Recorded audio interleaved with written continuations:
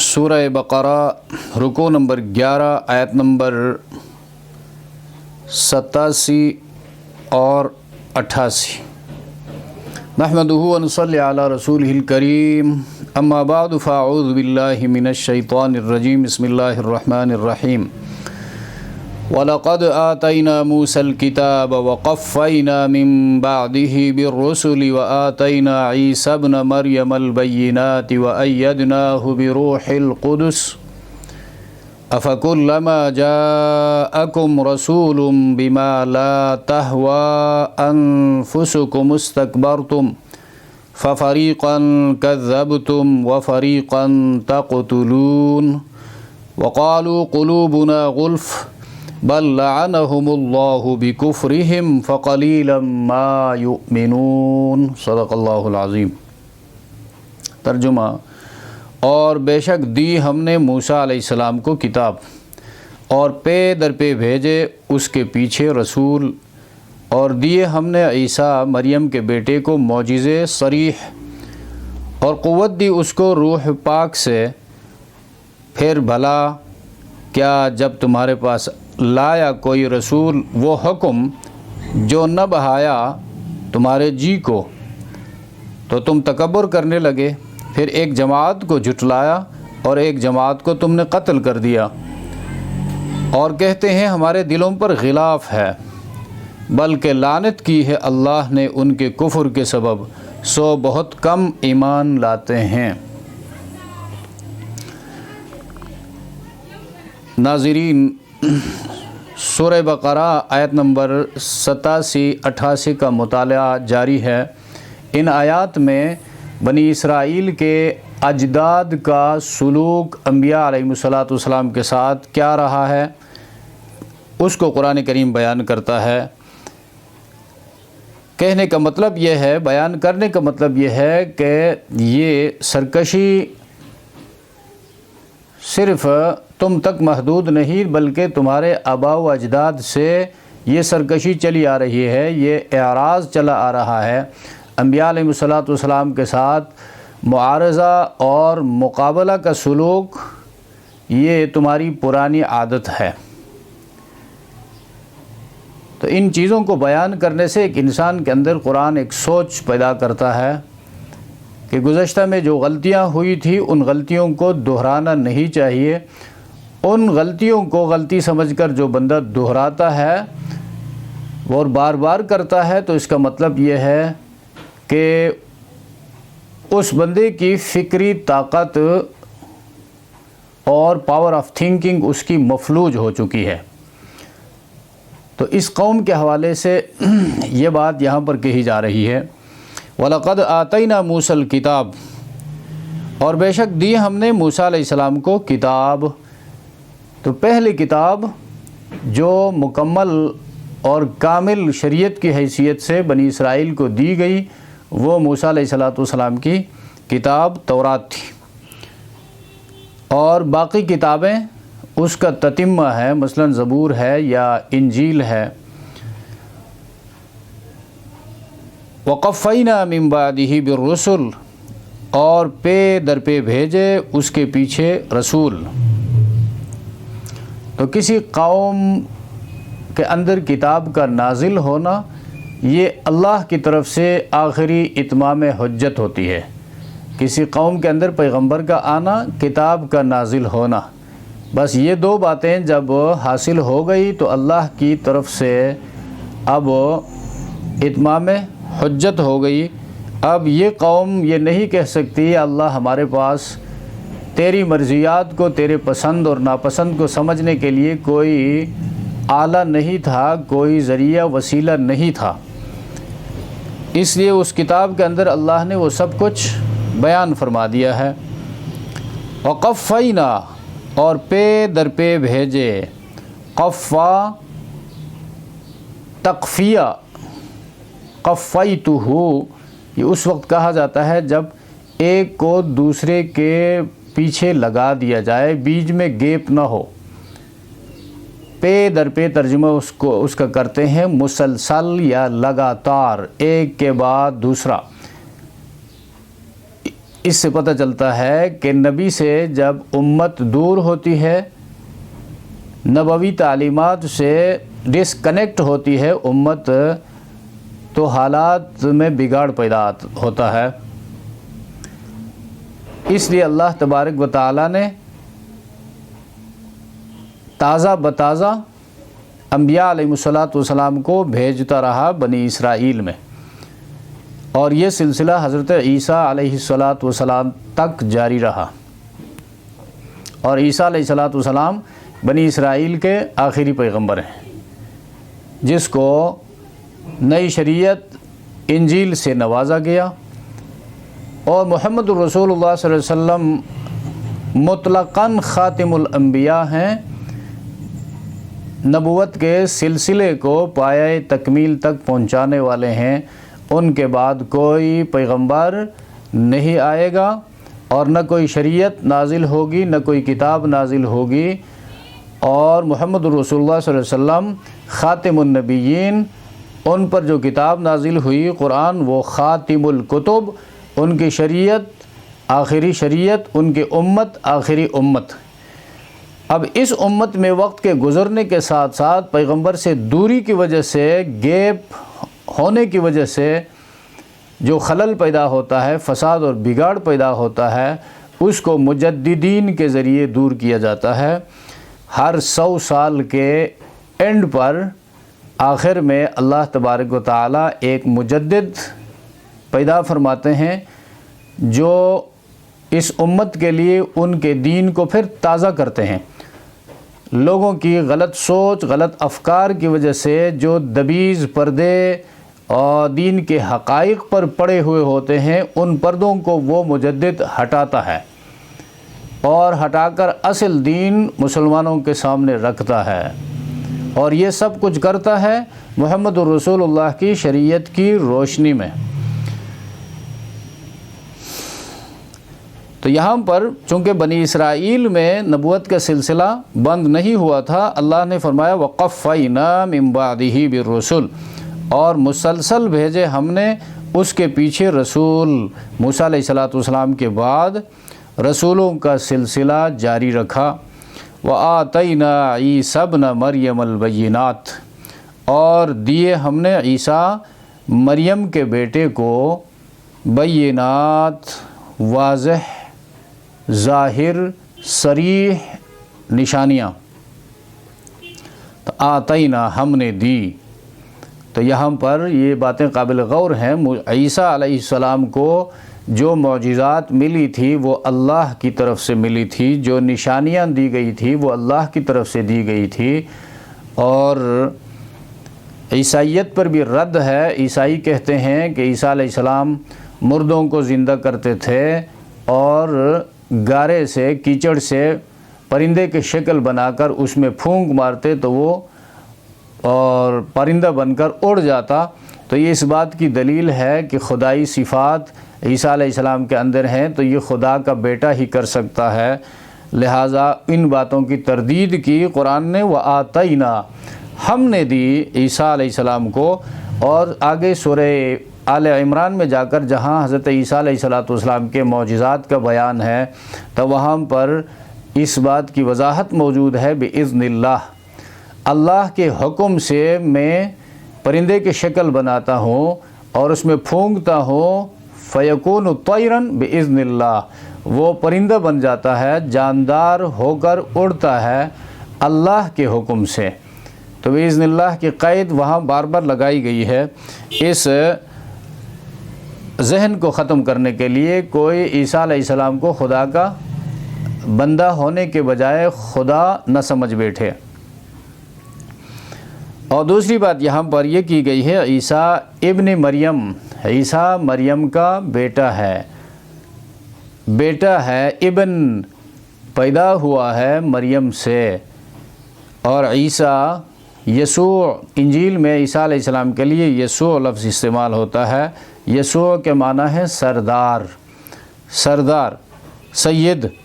آتینا عیسی ابن مریم البینات، اور دیے ہم نے عیسیٰ مریم کے بیٹے کو۔ تو ماں کی طرف نسبت ہوئی اس لیے کہ عیسیٰ علیہ السلام بغیر باپ کے صرف ماں کے توسط سے پیدا ہوئے تھے اور اللہ کی قدرت کی نشانی تھے۔ اور یہاں پر بھی عیسائیت پر قرآن نے رد کر دیا، وہ کہتے ہیں عیسیٰ ابن اللہ، اللہ نے فرمایا عیسیٰ ابن مریم۔ اور آج کل کے جو دین سے بے خبر لوگ جو یہ کہتے ہیں قیامت کے دن تمام لوگوں کو ماں کے نام سے پکارا جائے گا، ان کی بھی تردید ہو گئی کہ عیسیٰ علیہ السلام کا باپ نہیں تھا، اس لیے ابن مریم کہہ کر پکارا گیا۔ باقی جن لوگوں کا باپ ہے، اسلام میں نسب کا تعلق باپ کے ساتھ ہے، ماں کے ساتھ نہیں ہے، اور ہر ایک کو باپ کے نام سے پکارا جائے گا، فلاں ابن فلاں۔ وَآتَيْنَا عِيسَى ابْنَ مَرْيَمَ الْبَيِّنَاتِ، بینات یہ لفظ بان سے نکلا ہے۔ بان کا معنی ہے ظاہرہ، ظاہر ہونا، کھل جانا، واضح ہونا۔ تو بینات، بینتن اس کا واحد ہے اور بینات اس کی جمع ہے۔ واضح، عقل میں آنے والی باتیں، عقل میں آنے والی معجزات، نشانیاں، جس میں معنوی اور حسی دونوں داخل تھی۔ عیسیٰ علیہ السلام کی باتیں بھی واضح تھی اور عیسیٰ علیہ السلام کے جو معجزات تھے وہ بھی ویزیبل تھے، دکھائی دینے والے تھے، بالکل واضح تھے۔ مادرزاد نابینا، جو پیدائشی نابینا ہوتا تھا، اس کے چہرے پر ہاتھ پھیر لیتا تو اس کی بینائی لوٹ آتی۔ اب اس کا علاج اس وقت کے ڈاکٹر بھی نہیں کر سکتے تھے اور آج بھی اس کا علاج ممکن نہیں ہے، لیکن یہ معجزہ اللہ کا فعل ہوتا ہے، اللہ نے اپنے پیغمبر کو عطا فرمایا، اس کے ہاتھ میں ظاہر فرمایا۔ اسی طرح کوڑ کا مریض جس میں اسکن متاثر ہوتا ہے، اس کا علاج آج کل بھی میڈیکل سائنس کے پاس نہیں ہے، لیکن اس وقت بھی نہیں تھا۔ عیسیٰ علیہ السلام کوڑ کے مریض کے اوپر ہاتھ پھیر لیتے تو وہ مرض دور ہو جاتا، صحت یاب ہوتا، تو لوگ اس کو دیکھ لیتے تھے۔ اور پرندہ اپنے ہاتھ سے شکل بناتا اور اس میں پھونک مارتا تو اللہ اس کو زندہ کرتے، وہ اڑ جاتا تو اس کو وہ لوگ دیکھ لیتے۔ تو بینات۔ وَأَيَّدْنَاهُ، أَيَّدَ يُؤَيِّدُ، تأیید اردو میں استعمال ہوتا ہے۔ یہ لفظ ید سے نکلا ہے، ید، اور یہ محاورہ اردو میں بھی استعمال ہوتا ہے۔ ہاتھ دینا، ہاتھ دینے سے، کسی کے ہاتھ میں ہاتھ دینے سے وہ مضبوط ہوتا ہے، اس کی تائید ہوتی ہے۔ جب بات سے اس کے ساتھ اتفاق کیا جائے تب بھی جس کے ساتھ اتفاق کیا جاتا ہے اس کی بات مضبوط ہوتی ہے، اس لیے کہ دوسرے بندے نے اس کی تائید کی۔ تو اللہ یہاں فرماتا ہے ایدنا، ہم نے مضبوط کیا۔ تو مضبوط ہونے میں عیسیٰ علیہ السلام محتاج تھے اللہ کے۔ جو محتاج ہوتا ہے وہ الہ نہیں ہوا کرتا، جو الہ ہوتا ہے وہ سب کی حاجتوں کو پورا کرنے والا ہوتا ہے۔ تو ایدنا ہو، قوت دی اس کو، ہو ضمیر لوٹ رہی ہے عیسیٰ علیہ السلام کی طرف، بروح القدس، روح القدس۔ اب روح القدس، روح جو ہے موصوف کی اضافت صفت کی طرف ہوئی ہے، روح موصوف ہے، قدس مصدر ہے، اس میں مفعول کے معنی میں ہے، صفت ہے، یعنی پاک روح۔ روح القدس پاک روح۔ پاک روح کیوں کہا؟ اس سے مراد کیا ہے؟ اس سے مراد قدوس، یہ اللہ کے صفاتی ناموں میں سے ایک نام بھی ہے۔ انجیل ہے روح القدس، پاک روح، اس لیے کہ قرآن کے لیے بھی خود قرآن کے اندر روح لفظ استعمال ہوا ہے۔ وَأَوْحَيْنَا إِلَيْكَ رُوحًا مِّنْ أَمْرِنَا، اے پیغمبر ہم نے تیری طرف اپنے حکم سے روح اتاری ہے، نازل کی ہے۔ تو انجیل بھی ہے اور روح سے مراد جبریل امین بھی ہے، روح القدس پاک روح۔ اور تعلیم سے لوگوں میں تقدس آتا ہے۔ انجیل ہو تو زیادہ مناسب بھی یہی ہے، اس لیے کہ نبی کی تقویت کتاب سے ہوتی ہے، نبی کی تائید کتاب سے ہوتی ہے، اور اس کتاب کی تعلیم سے لوگوں کے اندر بھی تقدس آتا ہے، شرک سے لوگ پاک ہو جاتے ہیں، ناجائز کاموں سے، بد اخلاقی سے، غلط رسم و رواج سے لوگوں کی ذہنیت، لوگوں کی باطن پاک ہو جاتی ہے۔ تو اس لیے انجیل کے لیے لفظ استعمال ہوا ہے، اور علماء یہ بھی فرماتے ہیں کہ روح القدس حضرت جبریل علیہ السلام کو کہتے ہیں۔ جبریل علیہ السلام کے لیے قرآن میں روح الامین کا لقب بھی آیا ہے، امانت والا روح، امانت والا، اس لیے کہ اللہ کی امانتیں کتابوں کی شکل میں، وحی کی شکل میں اس کے حوالے ہوئی، اور اس کی صفت امین ہے، تو اس نے امین کو پہنچایا ہے۔ جس پیغمبر کی طرف وحی لے کر آیا ہے وہ پیغمبر بھی امین ہوتا ہے۔ تو عیسیٰ علیہ السلام بھی امین تھے اور جبریل بھی امین تھے، محمد الرسول اللہ صلی اللہ علیہ وسلم بھی امین تھے اور جبریل امین تھے۔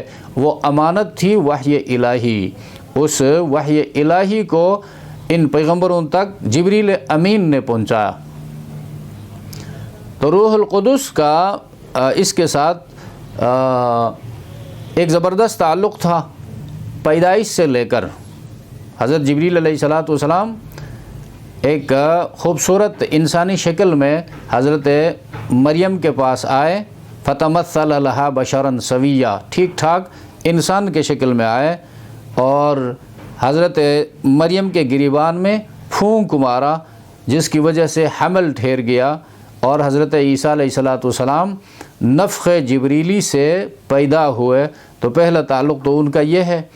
اس کے بعد یہود ان کے درپے ہوئے، ان کو نقصان پہنچانے کے درپے ہوئے، تو حضرت جبریل علیہ السلام ان کے حفاظت میں رہتے تھے، اور پھر جب یہود نے اس کو قتل کرنے کی آخری ناکام کوشش کی تو حضرت جبریل علیہ السلام نے حضرت عیسیٰ علیہ السلام کو آسمانوں پہ لے کر چلے گئے اللہ کے حکم سے۔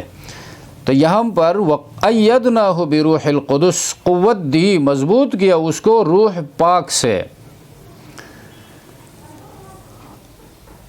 أَفَكُلَّمَا جَاءَكُمْ رَسُولٌ بِمَا لَا تَهْوَى أَنفُسُكُمْ، پھر بھلا جب کبھی، کلما وقت کی کثرت کو بتا رہا ہے، جب کبھی تمہارے پاس لایا، جاءکم رسول بما، تمہارے پاس لایا کوئی رسول، کوئی فرستادہ، اللہ کا کوئی نمائندہ، بما وہ حکم جو لا تہوا پسند نہ کیا اس کو، انفسکم تمہاری جانوں نے، تمہارے دلوں نے اللہ کے حکم کو پسند نہ کیا جب پیغمبر لے کر آیا۔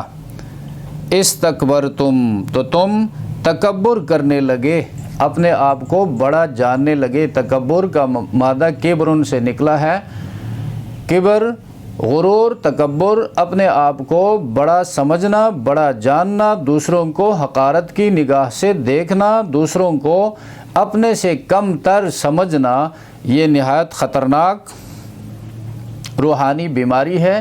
اسی تکبر کی وجہ سے شیطان راندہ درگاہ ہوا، اور اسی تکبر کی وجہ سے لوگ ہدایت سے محروم ہو گئے۔ اسی تکبر کی وجہ سے گزشتہ اقوام اور سرکش لوگ انبیاء علیہ السلام کی تعلیمات کے مقابلے میں آئے۔ تو تکبر اللہ کی صفت ہے، کبریائی، بڑائی، اس لیے کہ حقیقی معنی میں اللہ کے ساتھ یہ سجتی ہے، اس لیے کہ وہ سب کا خالق ہے، سب سے بڑا ہے، اکبر وہی ہے۔ تو انسان کے لیے تکبر نہایت بری صفت ہے۔ استکبرتم، تو تم تکبر کرنے لگے۔ تو آیت کیا بتا رہا ہے؟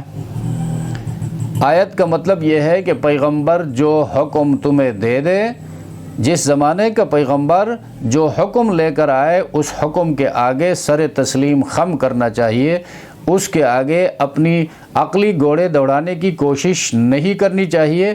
اس کے نتیجے میں انسان اللہ کی رحمت سے مایوس ہوگا جب اللہ کے احکامات کے مقابلے میں اپنی خواہشات نفس کو لے کر آئے۔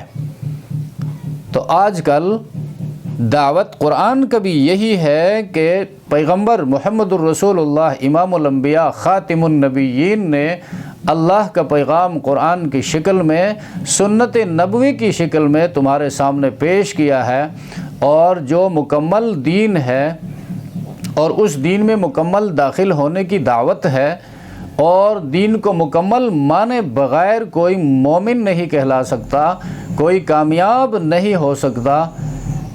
اب اس کو ہم اگر یہ کہیں کہ یہ معیشت کے حوالے سے ہم کہیں اور سے کچھ اصول لے لے، حکومت کے لیے کہیں اور سے کچھ لے لے، معاشرتی امور کو درست کرنے کے لیے کہیں اور سے پیوند کاری کرے، بھیک مانگے، تو اس کا مطلب یہ ہے کہ دین مکمل نظام زندگی نہیں ہے۔ اور جب ایسا ہے اور ایسا کہنے والا مسلمان نہیں ہو سکتا۔ آج جس چیز کا نام نیشنلزم ہے، سوشلزم ہے، اگر غور سے دیکھا جائے تو اس کی تہ میں بھی صرف یہی استکبار اور تکبر اور انبیاء علیہم الصلاۃ کے اتباع سے عار کی روح کار فرما ہے۔ ورنہ نیشنلزم ایک مستقل دین ہے، سوشلزم ایک مستقل دین ہے، مستقل مذہب ہے، اس کے اپنے اصول ہیں، اس کا اسٹارٹ ہے، اس کا اینڈ ہے، اس کے اپنے رسم و رواج ہیں، اس کا دین اسلام کے ساتھ کوئی تعلق نہیں ہے۔ اللہ کے رسول نے فرمایا ان الہدی ہدی محمد صلی اللہ علیہ وسلم، بہترین ثقافت، بہترین وے آف لائف، بہترین کلچر محمد الرسول اللہ کا کلچر ہے، محمد الرسول اللہ کی لائی ہوئی طرز زندگی ہے۔ لہٰذا دین صرف عقائد کا نام ہی نہیں، یا صرف عبادات کا نام ہی نہیں، یا صرف اخلاقیات کا نام ہی نہیں۔ دین عقائد، عبادات، معاملات، اخلاقیات، معاشرت، ان تمام چیزوں کو جب ملایا جائے تو یہ ایک کامل اور مکمل دین ہے، اور جس کی طرف انبیاء نے دعوت دی ہے، جس کو محمد الرسول اللہ نے بلا کم و کاست اپنے امت تک پہنچایا ہے۔ فَفَرِيقًا كَذَّبْتُمْ، تو یہود سے کہا جا رہا ہے فَفَرِيقًا، فریق اردو میں بھی استعمال ہوتا ہے، جماعت، گروہ، فرقہ۔ فَفَرِيقًا كَذَّبْتُمْ، پھر ایک جماعت کو جھٹلایا، كَذَّبْتُمْ وَفَرِيقًا تَقْتُلُونَ، اور ایک جماعت کو تم نے قتل کر دیا یا قتل کرتے ہو۔ کذبتم ماضی کا صیغہ لایا اور تقتلون پریزنٹ ٹینس استعمال کیا ہے۔ اس کی وجہ علماء نے لکھا ہے کہ تکذیب وہ تو ہو چکی ہے، گزشتہ نبیوں کو انہوں نے جھٹلایا ہے، اور قتل کا سلسلہ چونکہ جس وقت قرآن نازل ہو رہا تھا اس وقت بھی قتل کا سلسلہ یہود کی طرف سے جاری تھا۔ انہوں نے محمد الرسول اللہ کو بھی قتل کرنے کی کوشش کی، عیسیٰ علیہ السلام کو بھی قتل کرنے کی کوشش کی، لیکن اللہ نے اپنے وعدے کے مطابق ان کو بچایا، محفوظ رکھا۔ نبی کریم صلی اللہ علیہ وسلم کو زہر دینے کی کوشش کی، اللہ نے محفوظ رکھا، اور اس کے اوپر جادو کیا، سحر کیا، اللہ نے ان کو محفوظ رکھا۔ اور بنو قریظہ، بنو نذیر، یہود مدینہ کے، انہوں نے نبی علیہ السلام کو قتل کرنے کی کوشش کی، لیکن اللہ نے محفوظ رکھا، اس لیے تقتلون۔ وقالوا قلوبنا غلف،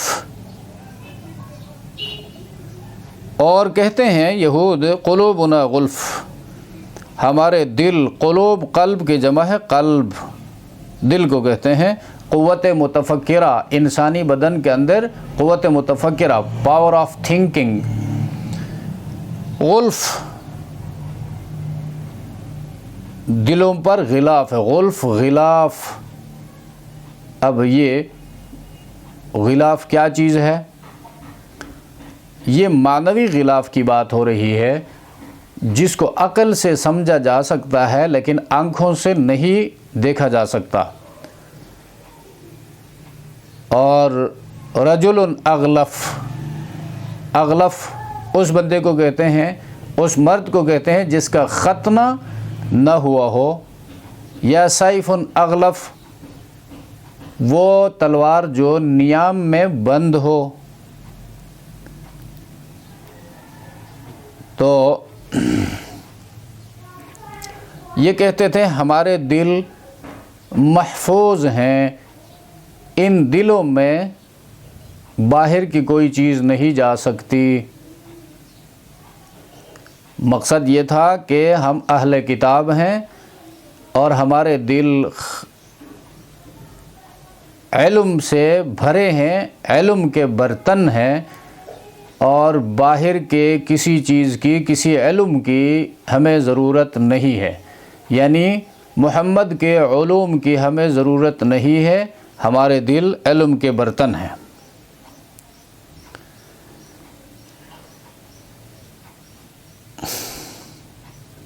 مقصد وحی الہی سے اپنے آپ کو بالا تر سمجھتے تھے، اور یہی خواہش پرستی کی انتہا ہے۔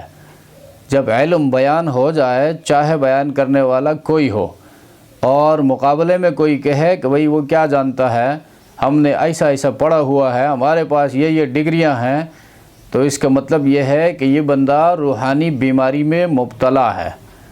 علم کی بات جہاں سے آ جائے، جو کوئی بھی کہے، کم از کم اس کی طرف کان رکھنا چاہیے، سننے کے بعد پھر فیصلہ کرنا اس بندے پر چھوڑا گیا ہے۔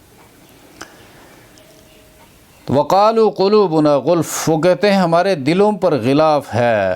انہوں نے تو یہ کہا، اللہ نے فرمایا بل کا معنی یہ ہے کہ ان کی بات بالکل غلط ہے۔